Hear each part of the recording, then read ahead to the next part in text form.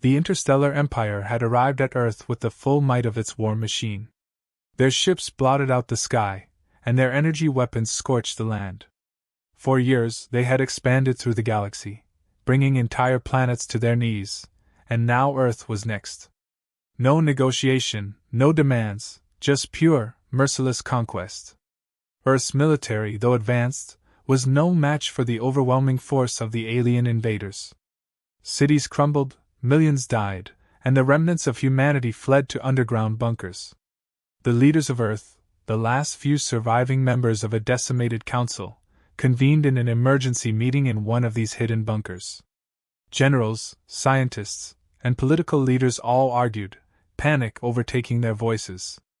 The screen in front of them showed real-time footage of Earth's remaining defense systems being torn apart by the Empire's relentless assault. "There's no way out of this," one general shouted.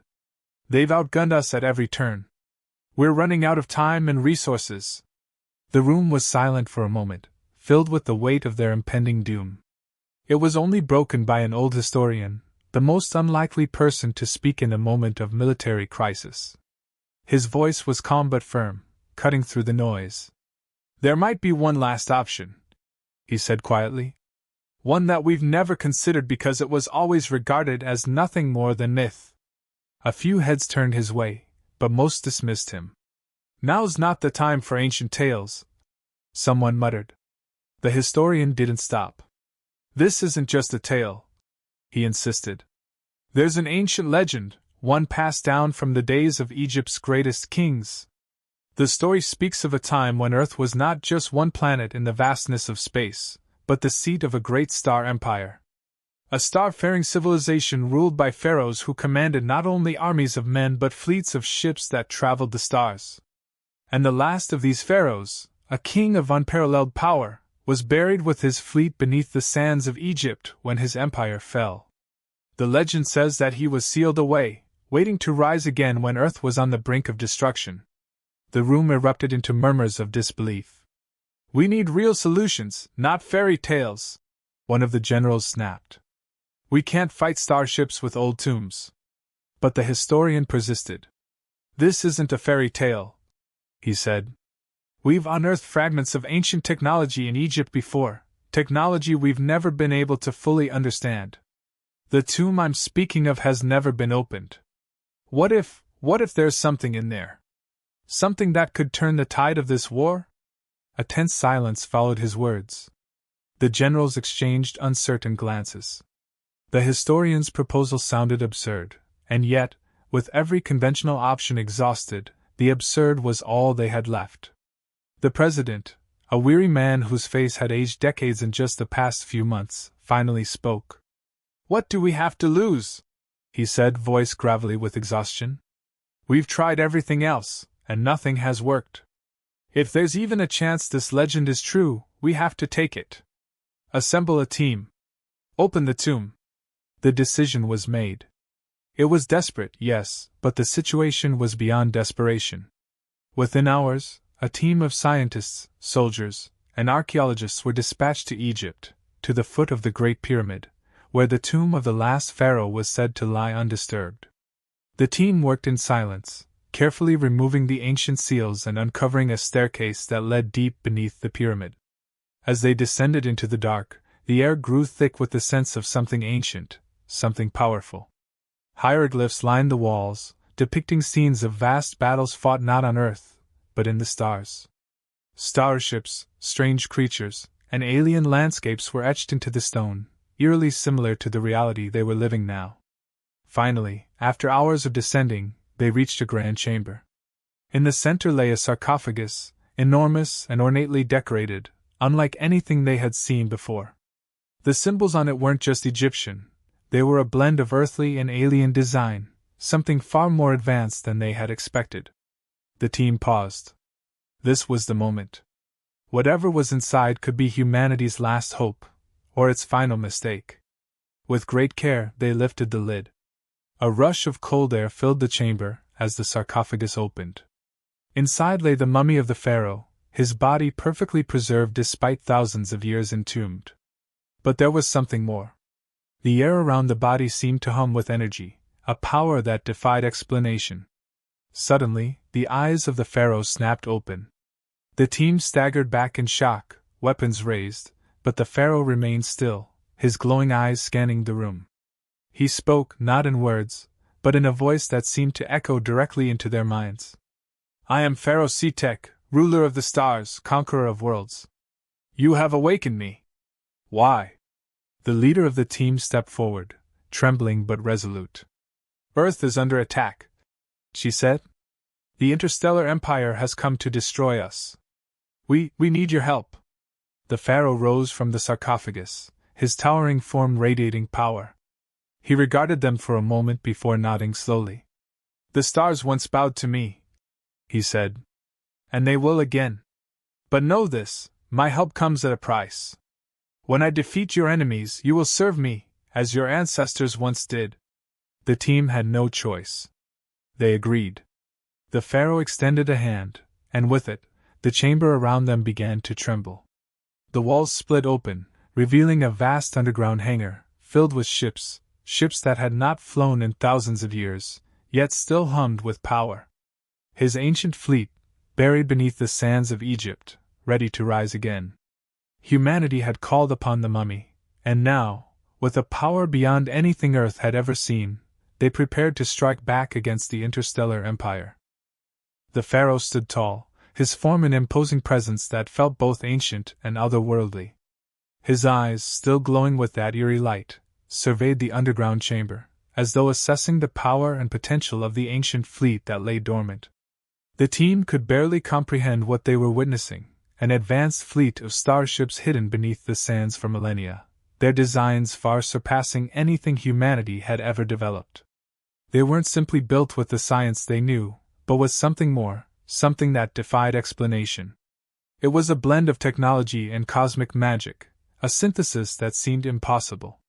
The Pharaoh extended his hand, and in an instant the dormant ships responded. They hummed to life, the long-dead engines now glowing with the same ethereal energy that surrounded the Pharaoh himself. The air felt charged with power, and even the scientists who had studied cutting-edge technology for decades stood in awe, realizing that everything they knew was primitive compared to this. He turned to the team, his voice still echoing in their minds rather than through spoken words. "This fleet was once the greatest in the galaxy. No force dared challenge us in the days when I ruled the stars. But now, I see the galaxy has forgotten my empire. The stars have been claimed by others." The leader of the team, the same woman who had first spoken to him, gathered her courage and stepped forward. "The Interstellar Empire is the strongest force in the galaxy now. They've destroyed entire civilizations, and Earth is next unless we stop them." The Pharaoh's gaze darkened. "They are not the first to believe they could claim dominion over the stars. Nor will they be the last to fall." He moved toward one of the control panels embedded in the walls of the chamber, his movements fluid despite the centuries he had spent entombed.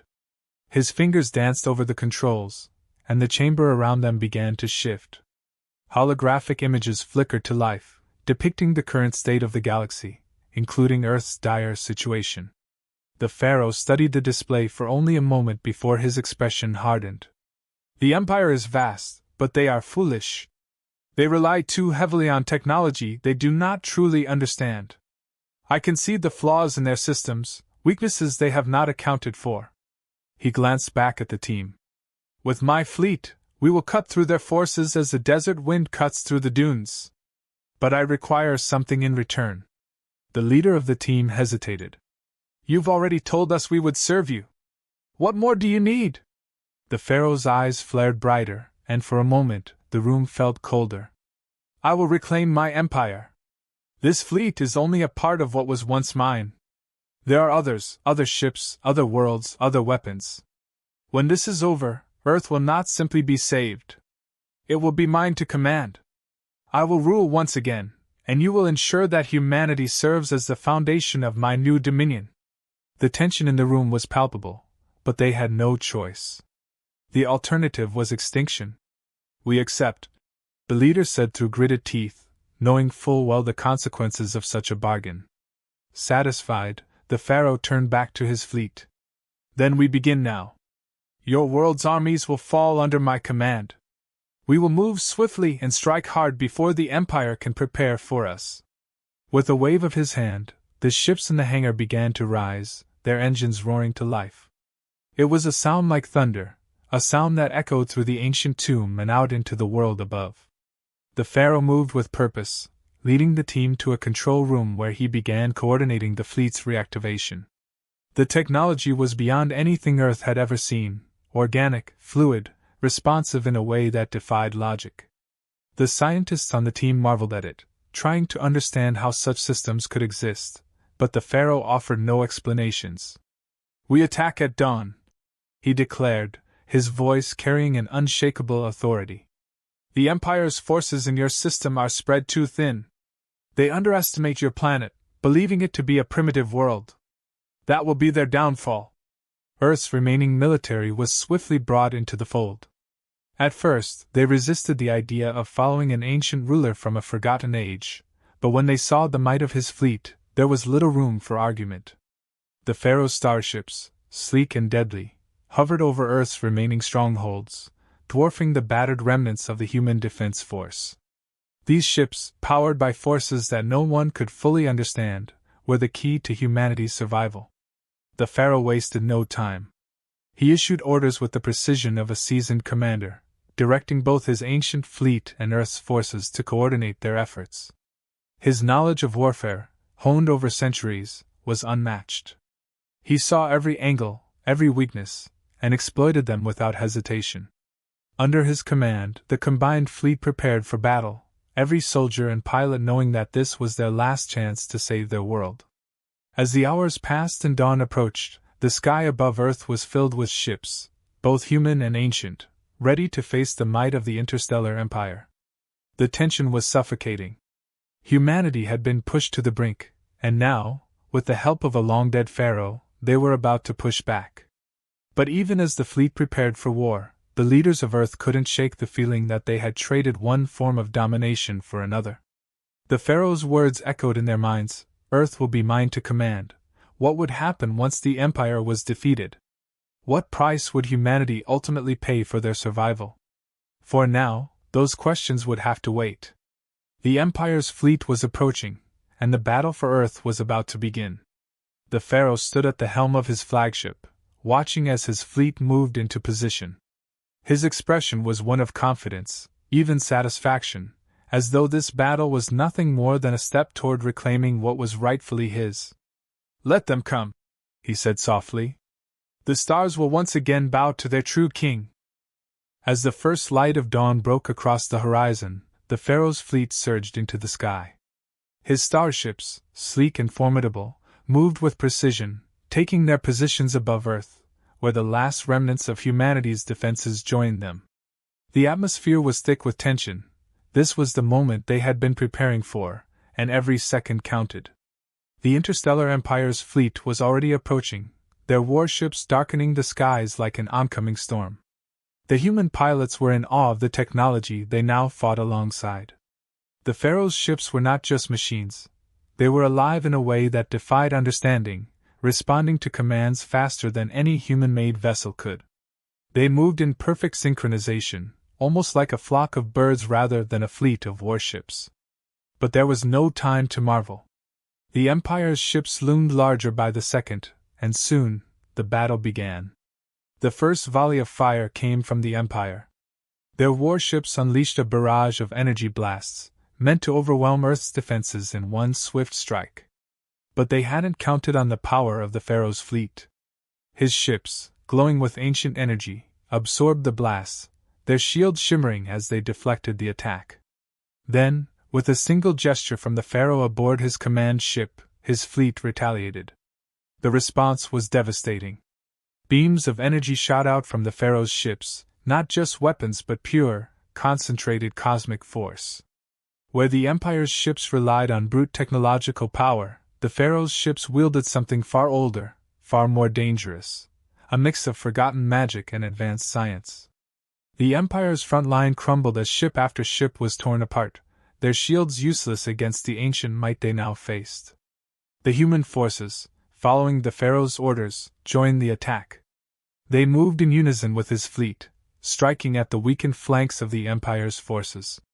It was a battle like none they had ever seen before. Earth's military had expected to be overwhelmed, but now, they found themselves on the offensive, striking blow after blow against a seemingly invincible enemy. The Empire's commanders, unprepared for such a fierce counterattack, scrambled to adapt. But the Pharaoh was not simply fighting to survive, he was fighting to reclaim his place among the stars. His every move was calculated, every order designed to not only defeat the Empire but to humiliate them, to remind the galaxy of the power he had once wielded. His flagship, a massive pyramid-shaped vessel that seemed more a fortress than a ship, led the charge, cutting through the Empire's forces with ruthless efficiency.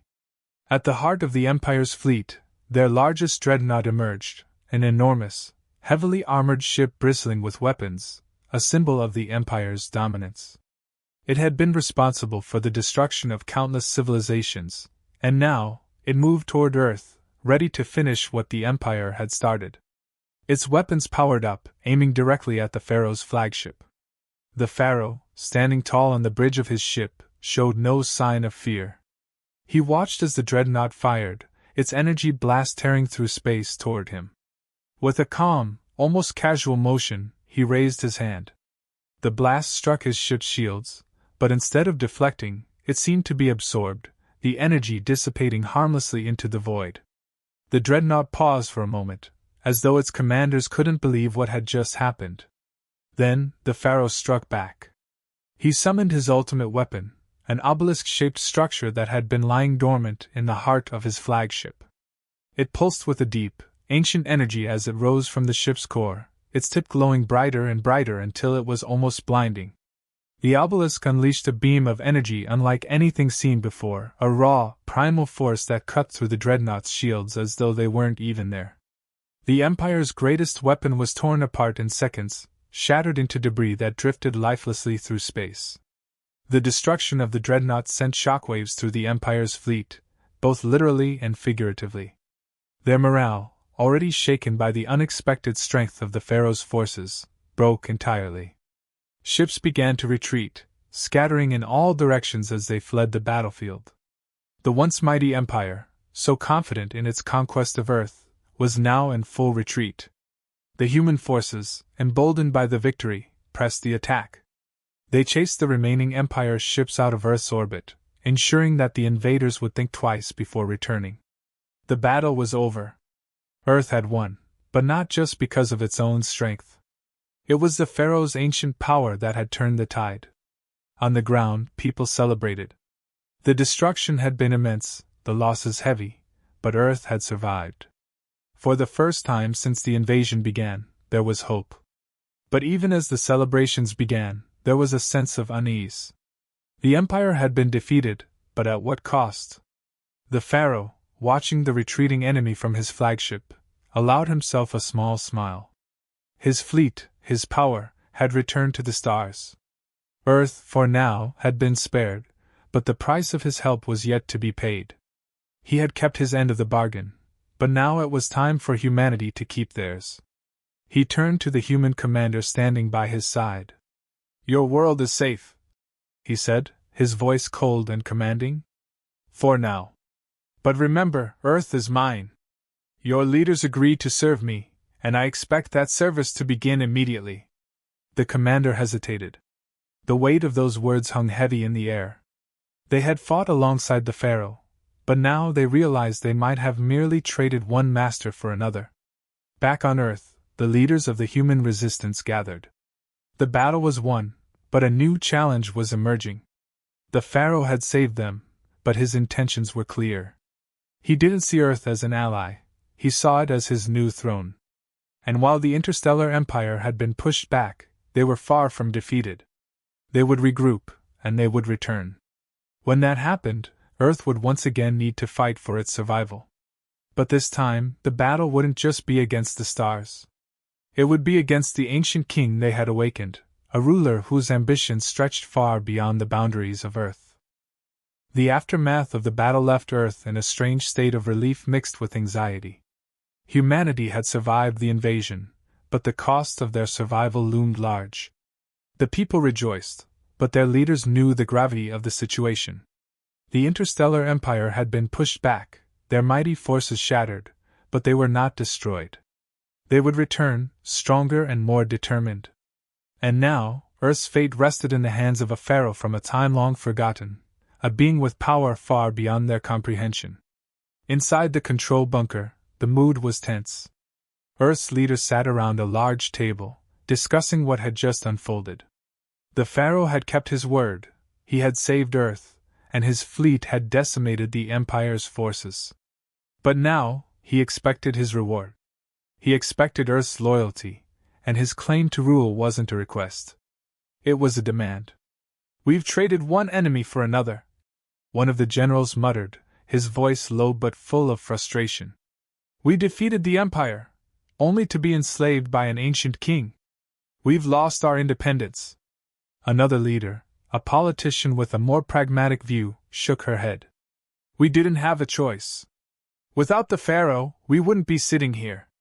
We'd all be dead or enslaved by the Empire. We need to tread carefully now. We owe him." The room was divided. Some agreed that they needed to honor their agreement with the Pharaoh, at least for now. Others felt that Earth had fought too hard to trade one form of domination for another. There was no easy solution, but one thing was clear: the Pharaoh was not someone they could fight, not yet. Meanwhile, far above the Earth, the Pharaoh watched the planet from the bridge of his flagship.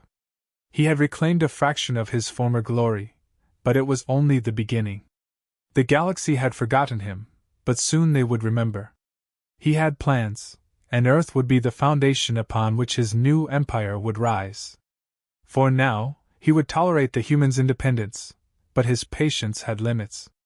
They had made a pact, and in time, they would come to understand the full weight of their decision. In secret, a faction within Earth's military began to form. These men and women were loyal to Earth alone, and they didn't trust the Pharaoh. They knew that eventually, humanity would have to fight again, this time, against their so-called savior. Plans were made, weapons were developed, and a strategy began to take shape. They had learned much from the battle with the Empire, and they knew they would need more than just brute force to defeat the Pharaoh. His power came from the stars, from forgotten knowledge and ancient magic. If they were to stand a chance, they would need to uncover the secrets of his technology, to understand the forces that made him so powerful. One of the scientists, an expert in ancient Earth history, came forward with a theory. "The Pharaoh's power isn't just technological," she said, addressing the covert group. "It's something far older, something rooted in the fabric of the universe itself. If we can find a way to break that connection, we might be able to weaken him." Her words set off a flurry of activity. The scientists and engineers worked around the clock, trying to reverse engineer the Pharaoh's technology, to find a vulnerability they could exploit. It was a dangerous game. If the Pharaoh discovered what they were doing, the consequences would be dire. But the Pharaoh was not ignorant. He knew humanity well, knew that they would resist his rule even after he had saved them. In his time, he had seen the same defiance in countless civilizations. They all fell in the end. Still, he found himself intrigued by these humans. They were stubborn, yes, but there was something in them that reminded him of his own people, long ago. Perhaps that was why he had spared them, why he had not crushed them beneath his heel the moment victory was assured. Time passed, and the rebuilding of Earth began. The cities that had been destroyed were slowly reconstructed, and life began to return to a semblance of normalcy. But the shadow of the Pharaoh loomed large. His ships remained in orbit, and his presence was felt in every decision the leaders of Earth made. He did not interfere with their day-to-day lives, for now, but his influence was undeniable. One evening, as the human leaders met once again to discuss the future, a message came from the Pharaoh himself. It was a reminder, delivered with the cold precision that had come to define his rule. "You owe me your loyalty," the message read. "I have given you time to rebuild, to remember the strength you once had. But soon you will be called upon to serve. Do not forget our agreement." The message sent chills through the room. They knew the day was coming when the Pharaoh would demand more than just words. He would want soldiers, resources, perhaps even their entire planet dedicated to his cause. And when that day came, they would have to make a choice. The rebellion, still growing in secret, prepared for the inevitable conflict. They knew it was only a matter of time before the Pharaoh's true ambitions became clear. Their only hope was to be ready before that day arrived. But even as humanity braced for another battle, the galaxy had taken notice of what had happened on Earth. News of the Pharaoh's return spread through the stars, reaching distant systems and long-forgotten worlds. Some saw it as a sign of hope, a chance to rise against the tyranny of the Interstellar Empire. Others feared it as the return of a force even more dangerous than the Empire itself. The galaxy was watching, waiting to see what the Pharaoh would do next. And Earth stood at the center of it all, caught between a powerful enemy and an ancient ruler who demanded their loyalty. The battle had been won, but the war was far from over. The Pharaoh's empire was rising again, and this time, it would not be forgotten,